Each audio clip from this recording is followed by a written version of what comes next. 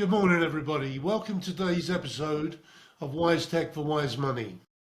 I'm Gary Wayne, founder of A1 Solutions International, where we help business leaders use automation, AI, and modern consulting practices to transform how they grow and compete globally. Today, I'm speaking with Anthony Theodoros, founder and managing director of the Theodoros Group, TTG, for those who know. And you can see it on Anthony's shirt, based in Corpus Christi, Texas. Today's topic is people to performance, how Theodoros Group builds business success through talent and strategy. Morning, Anthony. How are you doing? Good morning, Gary. Thank you very much for having me on the podcast, and thank you to all of your viewers for listening into our conversation today. Appreciate it. Great to have you here. I've been looking forward to talking to you. The Theodoros Group was founded on Anthony's belief that people are the company's greatest asset. TTG delivers bespoke HR consulting, executive research, and search, workforce optimization, M&A advisory services, helping organizations align talent, culture, and growth strategy to achieve long-term success. That's quite a fate in its own. Anthony, welcome again. Can you give us a bit of an overview of how you arrived at where you are, what your journey's been like, what you learned along the way, and what made you choose to do what you do? Absolutely, Gary. Thank you for the question. The firm has evolved significantly. We're about a year and a half old now from when we founded the business to what it has evolved to. And I think that the business, when we first started the company, was an executive search firm where we focused on, really high-level roles, C-suite, mid-manager to C-suite level roles with our clients. And I like to give a bit of a medical analogy about how, sort of how the firm evolved to where it is today, and those life cycles that we went through. So, the W-2 recruiting or the full-time recruiting that the executive search team did, there was a great solution for our clients. They had a need, there was an opening. It could have been a position that they had trouble filling or couldn't keep people in their roles. And so we created the solution of finding, great candidates to fill those roles. What we started to realize, though, is as we developed these relationships with these clients, they were still having these people leave. And, there were systemic issues that were happening in the business that were causing either a cultural issue or causing people to leave. So the recruiting solution for us, using the medical analogy, would be like the human body being sick, and you would take some Tylenol or some aspirin to make yourself feel better. But what would happen is it would only mask the symptoms for a couple of hours, and then the medicine would wear off and you'd still feel sick. So us filling a role for our client was just a band-aid solution. It was solving the problem now. It was reducing the symptoms of the sick business, but it wasn't addressing the root cause. So as we built these relationships, we realized that we could do more with our clients than just constantly filling a position. So our HR consulting practice was born, where we would do a deeper dive into why these positions were falling off, why they were, leaving. Quite often it could be, multiple reasons. And so we were able to provide an advisory service to solve these issues as to why these employees or these, engagement surveys were negative. And so the consulting practice became the antidote to the business disease. So we were now addressing the problem and root cause. The clients would see our engagement and that we were with them from the start and solving these problems, and we would build that much more deeper level relationship. We were now a much higher level trusted advisor than just a transactional recruiting company that would just fill a role and move on to the next one. And then, you mentioned, Gary, thank you, in your opening monologue about our M&A advisory service too. We have the ability to help our clients both sell their business or strategically acquire if they're looking to grow inorganically. And so, we come at an M&A deal from a people, systems, and process perspective. So I think that at the heart of what we do is human resources and people and systems, which I think also goes to the heart of your podcast and what you're, trying to educate your listeners about. Yeah, definitely. I think it's good to try and find solutions that are all-encompassing, because isolation doesn't actually always solve the problem, because attached to one problem is another, and if you don't solve them all together, then you've only done half the job. So Yeah, that's well, what you're trying to do, and that's what people need. yeah, work creates work. People think you solve a project, you finish a project, and that's the end of the work. But quite often, work is created by other work. So it's, we quickly advise our clients that yes, you may solve some of these root causes today, but it could be an umbrella to other issues in the business that we can help you uncover during our consultation period. It's like being a doctor. You have to keep having checkups.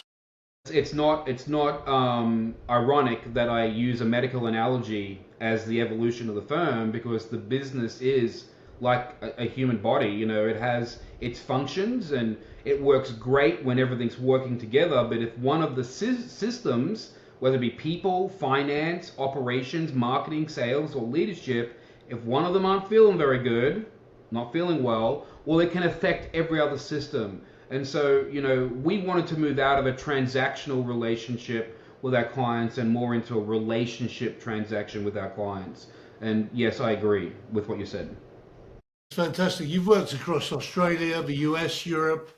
What major shifts are you seeing in how businesses manage people and growth today?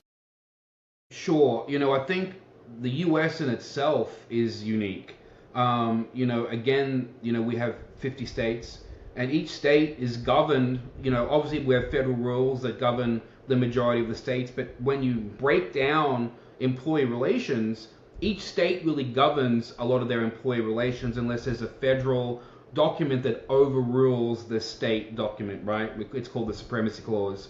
But even just from West Coast to Midwest and then Midwest to the East Coast, you have different states that have a priority on different sets of circumstances. So for example, a state like California is very employee focused, right? So a lot of the rules and regulations on how businesses conduct themselves in the state of California are employee favored, okay? So how we would advise a client in California could be very different to, say, the state of Texas, which is very, very business proactive. So, business is more prioritized than, say, employee relations.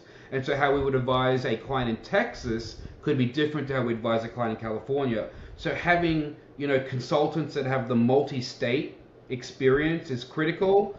We're not attorneys. We will never pretend to be. We do not provide legal advice. But what we do is we provide best practice. So there could be some ideas that we bring from California that are very employee focused and bring them to a company in Texas and say, hey, you don't have to do this, but you're going to retain a lot more of your staff if you bring one of these benefits. And the investment that you make now in that benefit could pay off in the future. Are you operating across the whole 50 states? Yes, we're nationwide. We have staff in 2 states, 18 staff in 2 states. Our president of HR consulting sits in California, and we strategically want her there. With California being such a highly regulated state, it would make sense that the majority of our consulting business would be focused in California. So having there is a geographical strategic decision. And then our W2 recruiters, our executive search team, is nationwide. We have proprietary software and subscription software that enable us to reach pretty much every corner of the US. And so yes, we're nationwide in terms of service delivery. It must be quite tough to keep on top of all the changing employment laws and rules and regs in each state because Yep. they must vary so much. Yes. Is there any easy way of doing that, or? Well, so that's a great question. And I think if I can, in your opening monologue, when you asked me to kind of introduce myself and talk a bit about me, I'm gonna be the first one to admit I am not an HR expert, nor am I an M&A expert. But these are 2 of 3 functions of TTG. The 2 biggest lessons I learned as an owner was, 1, I can't understand everything. It is not physically possible for me to know every intricacy of the service that we deliver. My role as the CEO is to identify what the gaps are and to hire the right people in those gaps and get out of their way and let them do their jobs. So our president of HR consulting is an expert in those federal and state regulations that you just talked about. But much like a CPA, a certified public accountant in the US, they're financial experts or a financial advisor that's a certified financial planner. Our HR consultants are all SPHR, so Senior Professional in Human Resource, or SHRM CP, which is another federal certification that gives them, up-to-date information on every one of those changing rules that you mentioned. And as like a CPA, like an attorney, or like a financial advisor, they are required to complete CPE, continuing professional education, to maintain those licenses. And that CPE is the most current information that you can get. So when you hire a TTG consultant, they're already certified in those areas, and they will bring best practice to your organization. And sometimes the advice is not what business owners want to hear. And so, not every business owner is going to be a good fit for TTG. We want our clients to see the value in investing in their people. And even though there's a monetary cost to that investment now, and it's hard to see those investments return, they need to understand that there's going to be an ROI in those people investments because they are really generating the revenue for their business. So those are our ideal client profiles. Cool. Since COVID, we've seen a lot of movement, a lot of changes in the way, global workforces work and move about. How's the cost of living pressures? And obviously, from my perspective, I see this all the time. Everything's getting more and more expensive. I'm sure it's happening in every country. Yes. How has that affected global workforce movement and impacted talent acquisition and retention?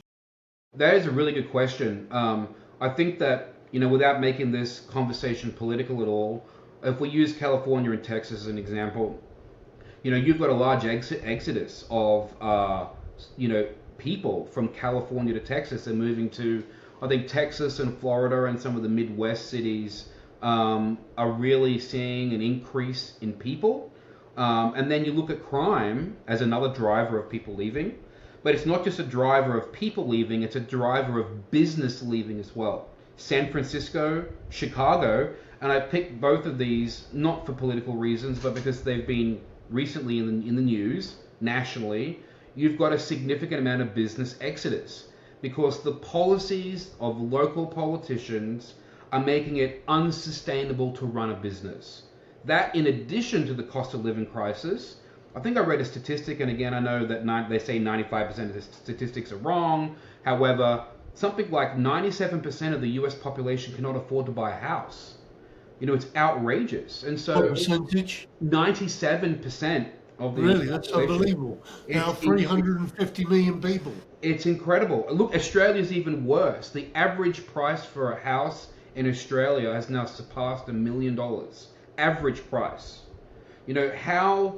If you're a young professional... So that's about £350,000? Yeah, about $500 million.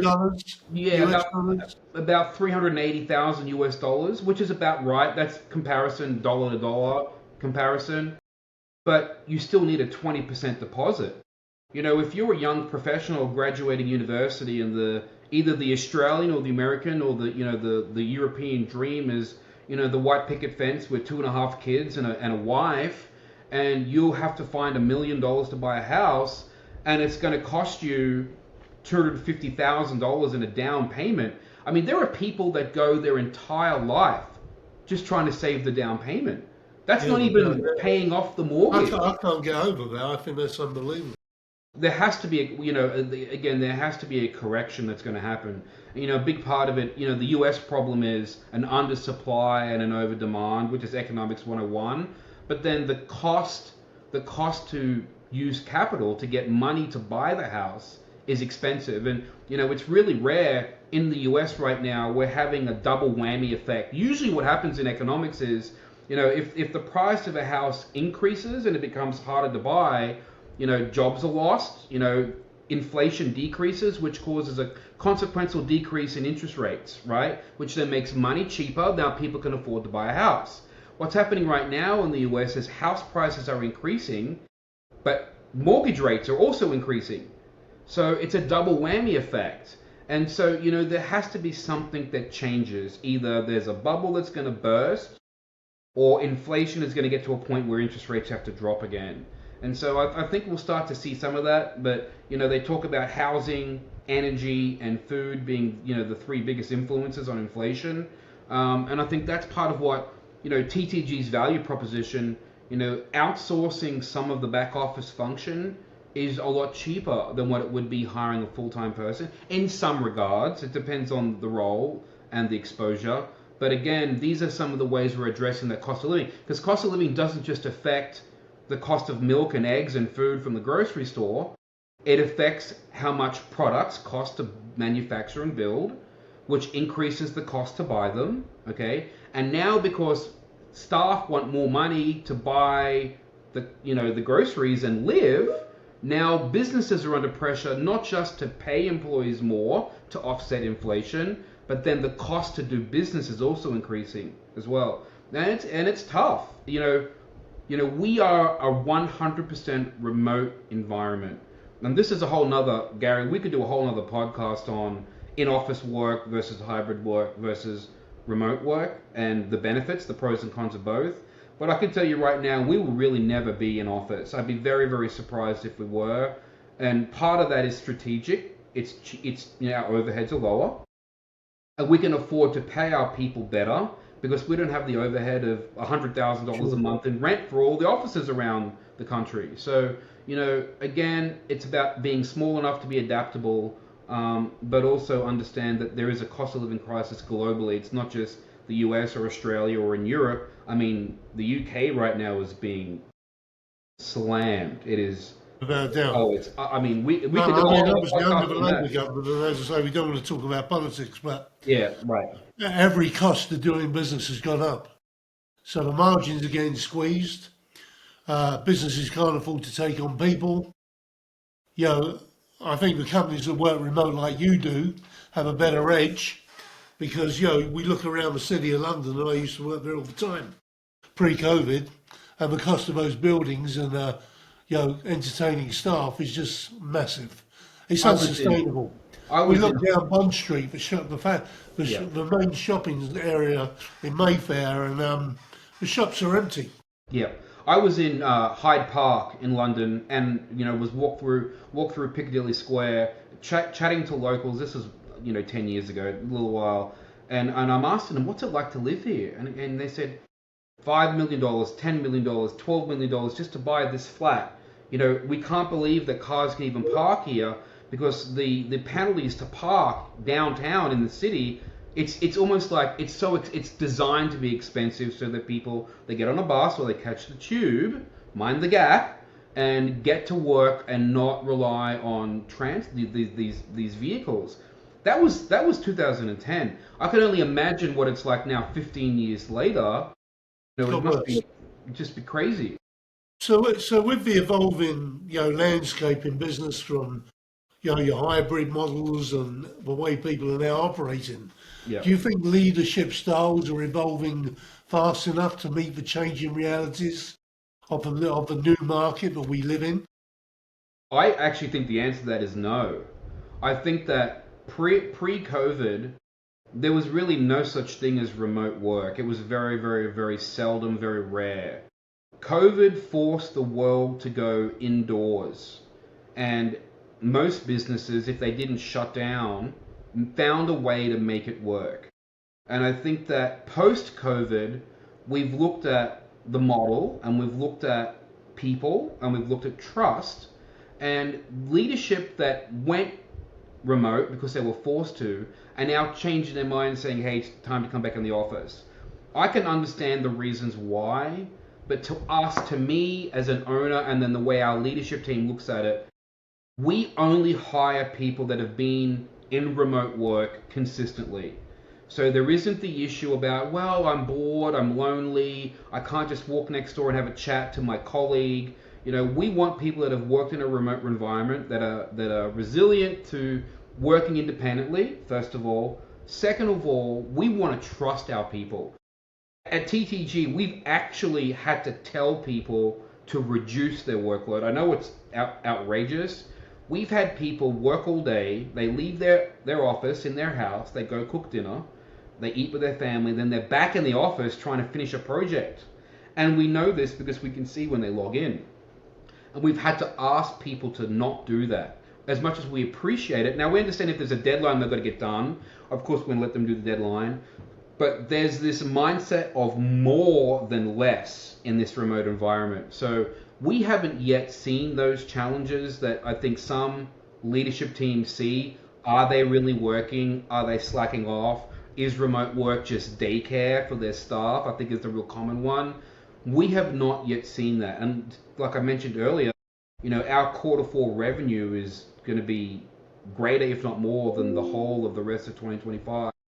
So I think we also have built a really great Microsoft Teams environment. We have chat rooms that are almost like offices where people can jump in during the day.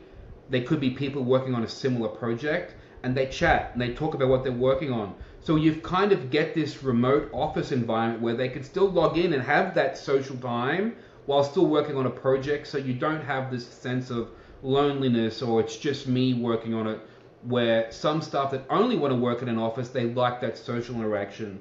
So we've built a really great online environment that can try to offset some of those feelings of just being on their own as much as humanly possible. When you set up TTG, and I know but we earlier discussed the bridge between HR, M&A and consulting, etc. But what actually initially inspired you to set up TTG? That's a really great question. I think for me personally, I'd been at the really top end of, revenue production personally for the last 15 years. And, I think that I had a driving force, some outside influences, and I'll just leave it as outside influences, that really pushed me to want to go start my own business. Like, I have a wife, I'm a girl dad, I have 4 daughters, I was making great money in my W-2 role. Just for those that are in Europe or not in the US, a W-2 would be the same as, you get a document at the end of every year on how much money you make, which you submit to do your taxes, just for those who don't know what that is. So I was in a great W-2, I was making good money, risk averse, I have a real estate business as well. This is all prior to starting TTG. So I wasn't really thinking about what was next. It wasn't until I started to get advice from other business owners, other entrepreneurs, and started to look at not just the lifestyle, but the value that they were bringing to their clients. I'm like, I can do more. And so, I wouldn't say pushed, but I was encouraged to go build this practice myself. And when I say myself, it's not just me. We have a great leadership team that, like I mentioned earlier, there are areas that we function in that I don't have expertise in, and I have to hire to those expertise. So it really is a we, not just an I, that built us out. And I think it was just a matter of combining these recruiting solutions with the HR practice and being more of a solution to my clients than what I was in the last 15 years. And that was really the driver, and it attracted people with a similar mindset. I can tell you right now, Gary, we have I think the last count, we have 17 people actively trying to want to come and work at TTG. This is organic without advertising any role, because they see what we're doing. We have a great online community, and we are fortunate to have a great solution. And so the driver was, I think, to answer your question, we knew we could do more, and I would have more control on the solutions if it was my name on the door versus somebody else's. Fantastic. Do you, when you employ or you look to bring people on, do you look for them to bring business with, or do you have a naturally evolving business chain that you just need good people to come in and take hold? I don't think there would ever be any owner in a professional services firm that was driven by revenue production that wouldn't love to have someone join their firm that brought a book of business. Now, there are questions that would be asked if we did find a candidate like that. Like, we did have a candidate that brought business with them when they joined with us. But their reason for joining, they were at a crossroad.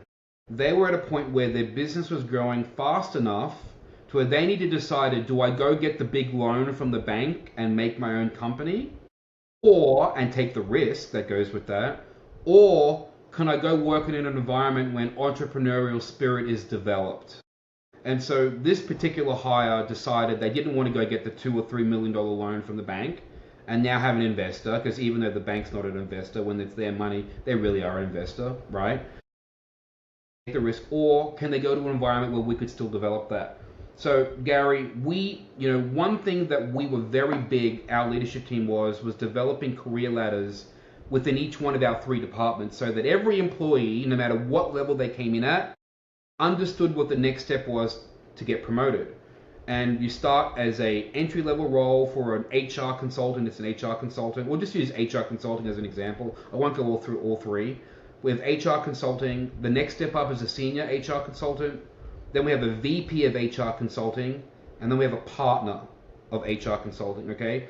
Now, when you're a VP of HR consulting, first of all, we do not hire VP level roles from outside the company. It is only a position that can get promoted from within and can only be promoted from the senior consulting ranks. And the reason why we do that is we don't want to dilute the prestige of getting to that role inside the company by bringing outside people in, okay? It doesn't dilute their ownership, okay? Second of all, not everyone wants to be an owner or an equity partner. So we wanted to still have a pathway where they could still grow, but not have to manage a team of people. In those VP ranks, they have the ability to build their own book of business, and they get paid on the production of their staff. And then the next step is they can be an owner. They can buy in and they can become a partner. So in that example of, you just asked me what do they do if they come with a book of business, well, those are already some of the building blocks to get to those VP level roles I just talked about. And so you could still be an owner, but not have to go get the $3 million loan from the bank, because we have the resources to grow you. We have our own resources, but they can still have ownership and equity in a business, so they can still tick off that entrepreneurial spirit that they had prior to coming on board. And it just reduces attrition. It reduces someone leaving because they didn't know what their next step was.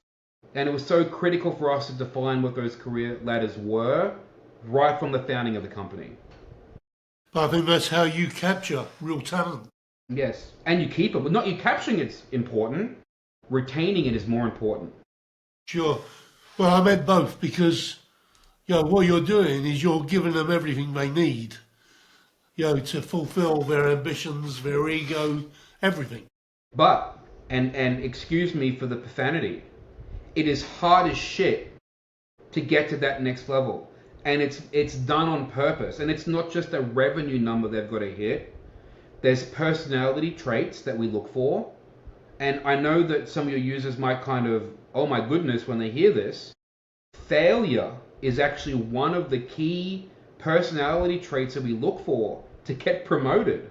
I know that sounds backwards. But not necessarily. Until you've failed and overcome a problem, how can you teach staff that report to you how to overcome failure? I mean, it would be amazing if we won every contract that we bid on, but you don't. It may be a really low percentage. It's about how you get back up on the horse that's more important than just how you ride the horse. And so some elements of failure are critical to development for our next leaders, not just being the biggest producer or having the most number of clients. I totally agree with you. And I think, if we were to discuss experiences, we would tell each other that we've learned the most by failure. Exactly. I agree. How do you blend traditional human insight with the modern data-driven approaches? The world's changing, got a lot of technology out there, things are becoming more automated. Yeah. How do you manage that and blend it? Because it's still a very, very mixed horizon. Well, I think there's a couple of ways to answer that, Gary. First of all, we're in the HR industry, okay? What does the H stand for in HR? Gary, tell us what it is. Human. So there will always be a human element to what we do with all of our clients. Automation and AI will always have a place in business operations, but it will not be for TTG the only way that we do business. So automation and AI, to me, if we use a recruiting example to answer your question, AI and automation may be great to source, but it will never be the pre-qualification that a human does, in order to determine if a candidate is a fit for a role. Okay, there's got to go through some human touches in order for us to make a decision. Is this someone we send to our client, okay, for a review for their role? You got to remember, they're paying us a fee to fill the role. And I always explain to the recruiters, here's the best litmus test to determine if you should submit your candidate to your client. Say it's a $20,000 fee. Would you take out your checkbook or go to your bank, your own personal bank, and pull $20,000 out to pay for the candidate that you want to submit to your client? And they sit there and go, geez, 20 grand, that'd make a pretty big impact on my bank account right now. So if it's not a resounding yes, oh my God, take my money, here it is, let's go, I'm going to bet my 20 grand on this person, how can you convince your client to pay for your service? And I ask them to go through that test every single time. That's a good test. But in terms of automation, we have a process. Automation and AI is right at the start of the process. Okay, one bucket of 3. The next 2 buckets are filtered by a human being and always will be. We're in the service industry, and we want to make sure that we're having that human relation, that human impact on our clients as well. Fantastic. What kinds of businesses or industries typically partner with TTG? Good question. First of all, we're industry agnostic. So we can work in any industry, it doesn't matter. Compliance starts at 1 employee. 1 employee. As soon as you got 1 employee, compliance starts. So it doesn't matter whether they're 1 employee or 1,000 employees, there's always an element of compliance that's required. And sometimes owners of businesses don't understand that. So a big part of what we do is educating them as well on what is needed. Best practice, not what is legally required, okay?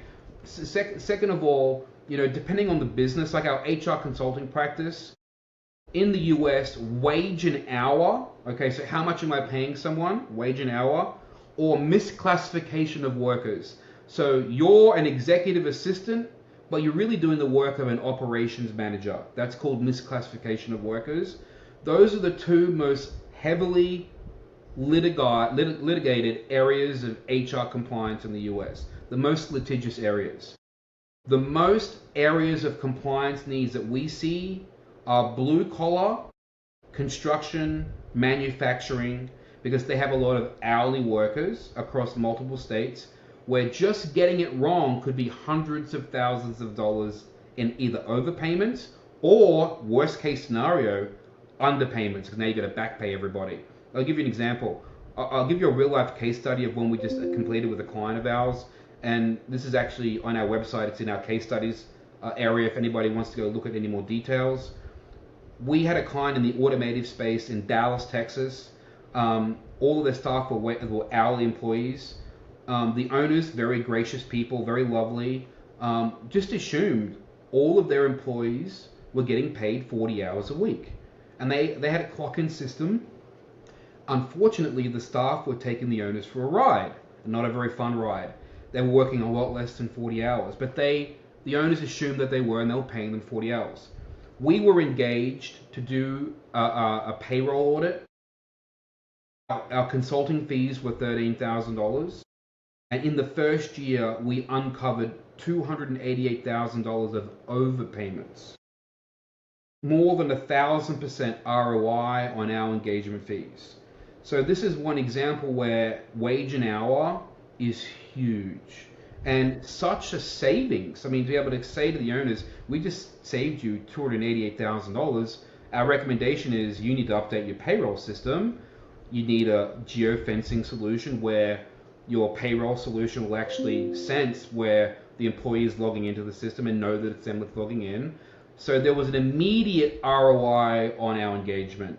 So those are big areas where it's very popular right now. Another one is I-9. So, the Trump administration, again, not going political, has made illegal aliens and working in the US a top priority in this administration. So, how do we properly vet an employee? Are they legally able to work in the US? So I-9 audits are huge as well. And again, in the blue collar industry, there could be a higher selection of a certain demographic of employee in those areas. And so those sorts of audits are very, very, very popular right now as well. So those are some areas of the consulting practice that are very big. With the recruiting side, it doesn't matter.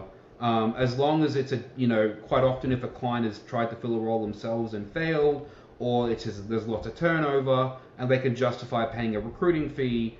We're in 14 different verticals right now, 14 to 15 different verticals. So, again, industry agnostic, but some industries have a more compliant-driven environment than others.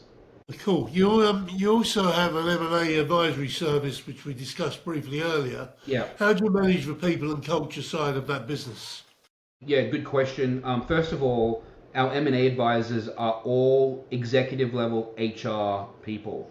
They've been either VP level or executive vice president of HR with large organizations that have gone through multiple transactions. Okay, so they've spearheaded transactions directly. It's important to note for your viewers, Gary, that we are not accountants and we're not attorneys. So we don't provide due diligence in the transaction from a financial perspective or from a legal perspective. What we advise on is the people, the systems, and the process of a transaction. And we have a solution both on the sell side, so an owner is looking to sell their business, or on the buy side, a buyer is looking to acquire a business. So on the sell side, we have a pre-readiness program, okay, where a business owner has made the decision to sell, and there's usually 3 different types of sale. It could be a sale to an external company, right? So a construction company is buying a smaller construction company. It could be a sale internally where the owners are selling to their employees. It's an employee purchase as well, okay? And this solution gets the business ready to be sold. And the buyers that are looking at these organizations love a business that's gone through pre-readiness, especially if they've invested advisory fees in their business, because now it's much more attractive. The seller is serious about selling, and that's much more attractive to a buyer. A good example in the financial world, as an analogy, you've got a financial statement and an audited financial statement. When a financial statement's audited, it's investor grade. So when they go through pre-readiness with us, that business is investor grade. It reduces the sales cycle to close it, and quite often the seller can increase their purchase price after going through pre-readiness. So that's the sell side deal. And then the buy side deal, the solution we offer a 100-day post-merger integration work. So when we're representing the buyer, how do we integrate company A into company B so that we reduce any turnover? How do we make sure that it could be as simple as terminating the employees under this entity and rehiring them under this entity? People don't realize you've actually got to fire people and then rehire them under the new entity. So there's a lot of these nuances that we go through in order to make sure the transaction is smoother. We talked about I-9 audit earlier. We have a great referral partner in Houston. I'll just give you one example really quickly. They were representing a construction company that was looking to acquire a smaller construction company. During due diligence, they found out that 70% of the workforce was here illegally, weren't able to work in the US, 70%. So of course the deal fell apart, but the buyers and their representation when they were talking to us were like, Anthony, we wish you had your pre-readiness program now before this happened. We would have uncovered that before due diligence started. It would have saved hundreds of thousands of dollars in advisory fees, and our recruiting team could have then filled those roles with people that were able to work here, and then the transaction would have succeeded. So those are just some examples of how the M&A advisory can really save a deal, but also reduce the cost to sell and buy companies as well. Transparency and communication seems to be central to your model. How do you build trust quickly with new clients? So as you can tell by this podcast, Gary, we provide a lot of real life examples to really back up our talk. Talk the talk, walk the walk. So we often, if it's a cold introduction, so it's not a referral, like a referral from another client would be a lot warmer. We don't usually have to go through those examples of solutions with a referral because they've already kind of sold on what we do. But when it's a colder sell, someone that we've just reached out to directly, examples and case studies are everything. And we have examples and case studies usually in the industry that we're pitching our solution to, so they can see a real life example like that wage and hour one. I mean, what business owner wouldn't want to save $288,000 in a year? I mean, it's the biggest no-brainer in the history of mankind. So we try to use those examples of how an advisory service like ours, even though you see an initial investment of $13,000, if we can save you $288,000, why would you not consider that? That's the first thing. The second thing is we offer a free 1-hour audit of all of our prospects. So to get them to talk to us, we do a 1-hour consultation with an HR consultant where we will do a top to bottom of their business. And sometimes, Gary, we work ourselves out of a job. We'll tell them, you don't need our service. You're great. Here are some future considerations and some things for you to think about. Or the audit uncovers areas that they need to think about. That formulates the proposal for us to then present to the client. But it's free to do the audit. I think that's a fantastic approach, Anthony. TTG has a strong online presence. How has content and podcasting helped build your visibility? It is absolutely everything. We grew our online community, if we just talk about LinkedIn for a minute, 500 followers, I think, maybe at the end of 2024, early 2025. And we went from 500 followers to 18,500 in like 9 months. 18,500? In 9 months. That is amazing. It was incredible. And, we are, and it's a little crazy, we have every employee, we have 3 LinkedIn postings every day that are active. 3 new postings every day. We have a blog that we write. All of the leadership writes blogs that we round robin every month on a new topic. And we have case studies that we also share with our online community. And every employee in TTG has a requirement to share each one of those postings every single day. And if I do the math, 18 times 3, so we have 54 postings every day, 5 days a week, okay?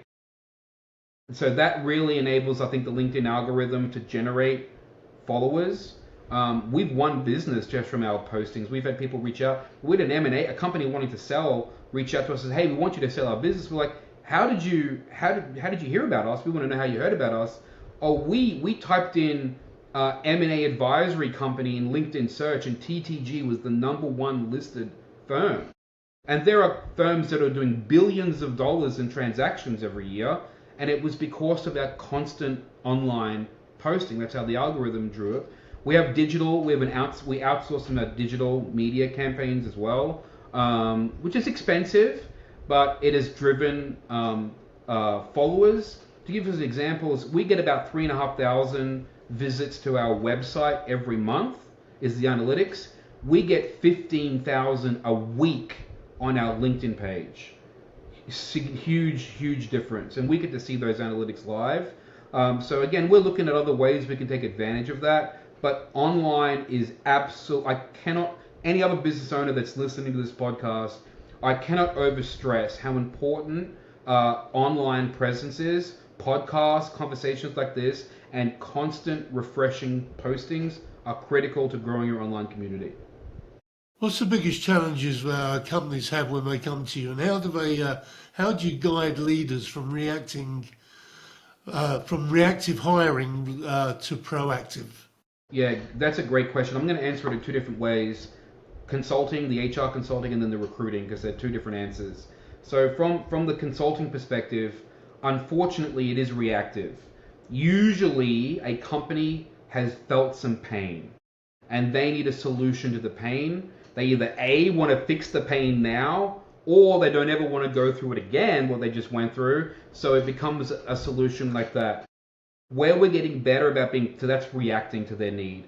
Where we're getting a little bit better with proactive for the consulting side is we're taking those case studies, so that automotive example or the construction example, and we will go and discuss those with prospects in those industries to show the alignment that some of their competitors are doing. That can create business as well, and that's a bit more proactive. Hey, you may have you felt this pain before? Here's an example of one of our clients that have felt this pain. Have you gone through this before? Are you worried about going through this later? Let's talk now before it's painful. Those sort of conversations. So that's the consulting side. On the recruiting side, we are extremely proactive. It is a whole different model. And I'll give you an example. We can react, hey, Gary, we just got your voice message, we got your email, you need an accountant, we'll start recruiting on it right now for you, we'll get you some people. That's reacting to your need, okay, versus this. Gary is a tax guy, owns a tax firm, and we know when tax season is in the US, okay? So we stock up on tax accountants 2 months before busy season starts. And then we just start a trickle of resumes to these companies before they even know that they need these people. And then all of a sudden they go, oh my gosh, tax season's around the corner. I need 3 tax accountants, and we've been emailing them for 3 or 4 weeks, okay? And all of a sudden they go, oh, Anthony, how did you know that we needed people? And we're like, well, we know. Well, we just happen to be in the right place at the right time. But we do that across, we know the peaks and the troughs in our industries. So whether it's a tax accountant, an engineer, a retail person, an oil and gas person, we know when the hiring trends are, and we start marketing to those companies before the requirements even happen. That's proactive recruiting. That's amazing. Where do you see the HR consulting and executive search heading in the next 5 years? And what excites you most about the future of people-focused businesses? Yeah, so I think there will always be a place for consulting. I think that as companies grow, we really get in on the ground floor with organizations. Really, our goal is to help a company build their HR function, whether it be fully outsourced to us. As they grow, they may reduce those billable hours to us as they hire full-time employees. And eventually, we want to get it to a point where the ship is steering itself. We're still here in the background, but we want to help you build and process that HR. So I think in the next 12 to 24 months, I think outsourcing and offshoring is a trending topic right now. I think there will still be huge demand for fractional and interim HR. Huge amount. Second of all, in terms of the 5 years, as these businesses move through their life cycle from startup to generating revenue to then growth, you naturally start to reduce consulting unless it's a very specific project. So we just need to keep our funnel full of those emerging businesses. That's really our bread and butter, is that startup to 200 employee, 100 employee company. We just need to stay focused in that area. In terms of, I think your second question was around people-focused organizations. Yeah. Look, let me talk to every owner out there that hasn't thought about their people. I'm going to be very, very, very blunt. If you don't look after your people, they ain't going to look after you. They're going to go to the next business that's down the street. The world has changed through technology. I can look on my phone, I can type in the company names right now, and it'll tell me all the salaries nearly of everybody that's working there. Every one of these candidates that work in your company can see that too. And it's not just about paying them correctly, it's about treating them right as well. And I just cannot overstress, if you don't invest in your people, why will they invest in your business? You're going to start to see your revenue decrease, and you're going to scratch your head and go, holy crap, I just lost $2 million of revenue. Where did it go? You need to look at your people. Make them want to work for you. Have them want to work for you. That is the best bit of advice I can give any of the owners that are out there that are thinking about how do people affect their business. Fantastic. If you could, Anthony, wave a magic wand and change one thing in the HR consulting industry, what would it be? Education. If I could click my finger today and educate the masses, it would be understanding the correlation between HR and operations and finance, and understanding that finance doesn't come first. Your profitability doesn't come first. It's the people that are before profitability and revenue. That is the biggest part of it, because what happens is when owners start to think about their people, they don't just think about the bare minimum to keep them in their job. They think about what other areas that may not be absolutely required by law. Sure, there are a lot that are required by law, but what are these additional offerings? They call it total rewards in HR. What are these total rewards that I can offer my people to not just keep them happy, but to retain them? Knowing that if I spend an extra 10 grand or 20 grand here, that may result in a $200,000 increase in production. Or if they lose someone, it's not just the cost to rehire them, but then the lost production of that person not being happy in their role. So education would be the magic button. Well, I think I was going to ask you how companies can future-proof their leadership and workforce strategies, but I think you've answered it all in one. Great, that was good. So, I just want to, we're going to wrap up now because I think, God, we've been on for 55 minutes almost. I know, we could probably talk all It's been day. a very good podcast, and I've really learned a lot today, and I think our listeners have probably learned a lot as well because, your knowledge and understanding of the market, I think, is second to none. Appreciate I think that. TTG is going to go very, very far. Oh, Finally, Anthony, I really do think that. I mean, I do a lot of podcasts, and I think your business is really well-rounded, very well thought out. And I think the way you treat your people and give them the opportunity to climb up the ladder and become their own people, and still be part of your organisation is fantastic. Absolutely, I appreciate that. And just if anybody wants to know any more about the Theodoros Group, just Google the Theodoros Group, www.ttgway.com. Feel free to go there. We have a wonderful chatbot that will chat to you about how the website works. It talks about our business lines, or if any of your listeners have an immediate need, sales at ttgway.com will be the fastest way to get in front of our team. Well, I'm talking to a lot of people in the US, and I would say most of the people I'm talking to are US based, and quite a few from Texas and other states. So I'm sure they'll be listening in and watching and learning about your company. Well, I'm going to sign off, and I'd just like to say, Anthony, thank you for having me, and thank you for being on the show. Time is valuable, and I think it's very, very good stuff you passed across today. I think people will learn a lot, and I think it will gain you more business, I hope, long term. Thanks, Gary. I appreciate the invitation and having me on your show. And if I can be of assistance any further, feel free to reach out to me. Well, I hope we have a follow-up, actually. Absolutely. Maybe another podcast down the road. I would love to. So, in saying that, I'm Gary Wayne, founder of A1 Solutions. You can connect with me on LinkedIn or via my website, which is www.a1solutionsinternational.com. Once again, Anthony, thank you very, very much for presenting the Theodoros Group, and we'll talk in a minute. Thank you. Thank you so much. Bye-bye.